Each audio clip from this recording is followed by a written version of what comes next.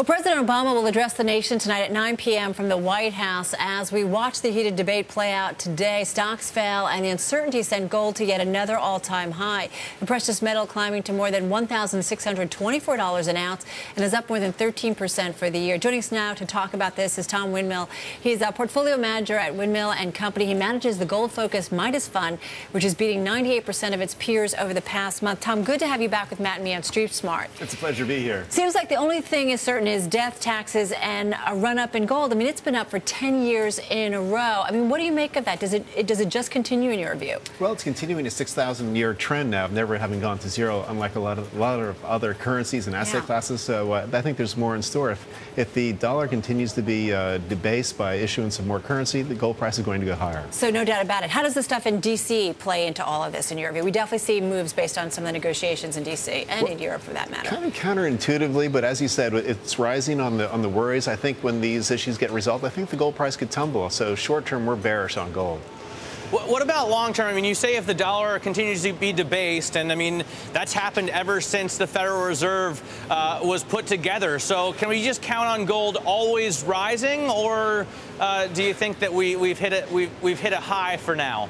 Well, you're right. Since the Federal Reserve was formed in the 19-teens, the gold price has outperformed. But prior to that, when there was a gold standard, actually gold underperformed over the prior 300 years. So it really depends on what currency you're talking about. And right now, as the U.S. dollar continues to get issued, $2 trillion more since 2008, we're going to have higher prices for gold, I think.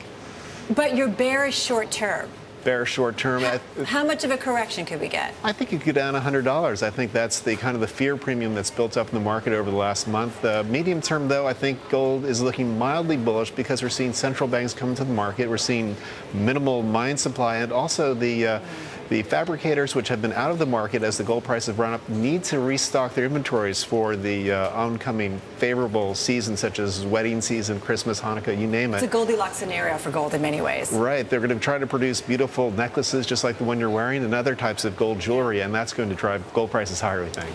Tom, if you're bearish gold, do you still, though, load up on the miners? I mean, do you still see some room to run for those producers? Well, I think so. Midas Fund is 120% invested. We're certainly sold. Carol just mentioned the gold price up 13% year to date, but the gold stocks are mostly down. That's because valuations have been crushed. We're seeing great companies like Goldcorp trading at 15 times forward earnings. This is a company that's going to grow its earnings per share about 50% each of the next 2 years. How quickly do investors realize that, Tom? In terms of, and you talk about the gold companies themselves, how much they're down at this point. When do investors kind of realize that it makes sense here? Well, I think they're going to start seeing it makes sense when the gold companies consistently beat expectations, which they have done over the last 3 quarters. You know, in prior years, the gold companies have been hurting margins by going for lower grade ore. That era, I think, is over. Now we're going to see real margin expansion, and that's when investors, particularly generalist investors, start to take notice.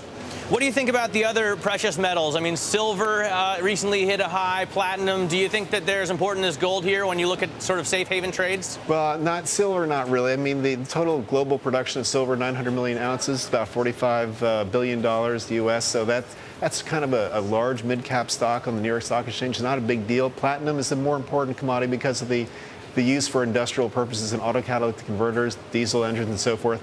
If the gold market takes off because of inflation and there's more industrial production, I think platinum could do particularly well.